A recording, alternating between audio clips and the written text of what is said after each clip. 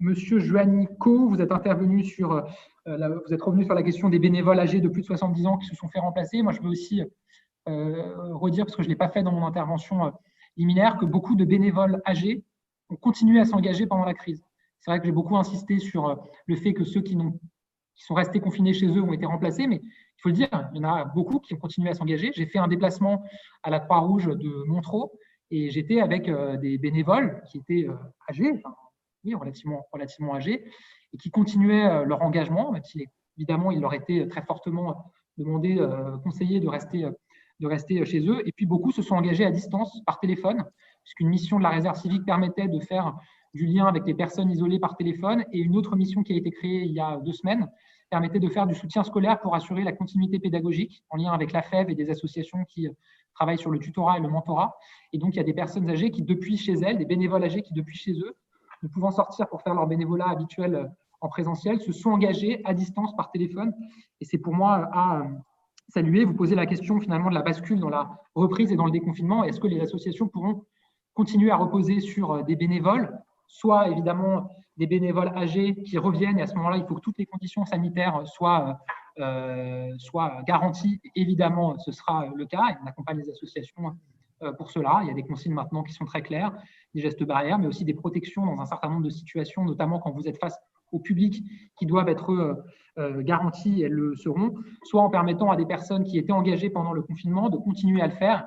Évidemment, une personne qui a rejoint la réserve civique pendant le confinement, qui recommence à travailler, elle a de fait moins de temps.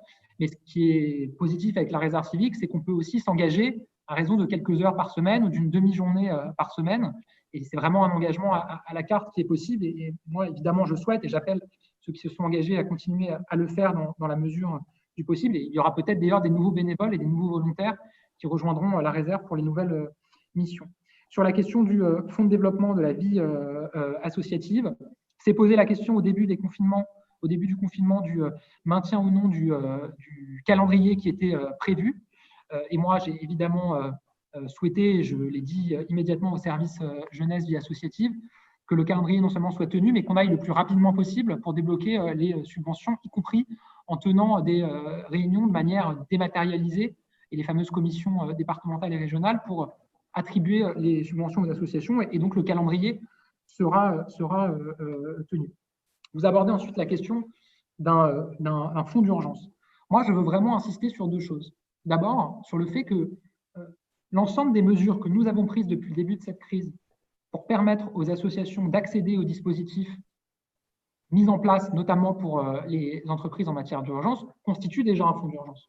Mais il ne s'agit pas de dire que c'est suffisant, qu'il ne faut pas faire autre chose, mais il faut quand même dire qu'aujourd'hui, l'accès des associations aux dispositifs de chômage partiel, c'est une aide financière d'urgence qui leur est apportée pour permettre de maintenir leurs emplois. C'est important de le signaler. De même que sur le fonds de solidarité, c'est aussi le cas. Vous m'avez interrogé sur les incertitudes. Effectivement, au départ, il y a des questions qui ont été posées puisque le fonds de solidarité, donc je rappelle les 1 500 € qui peuvent être versés, était présenté comme pouvant être versés à des associations qui sont assujettis à un impôt commercial.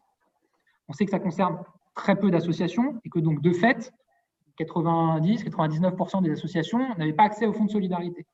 Et donc, ce que je peux vous annoncer, c'est que là, nous avons fait évoluer le critère. Un décret va être publié dans les prochaines heures, qui permet l'accès au fonds de solidarité dès lors que vous avez au moins un salarié.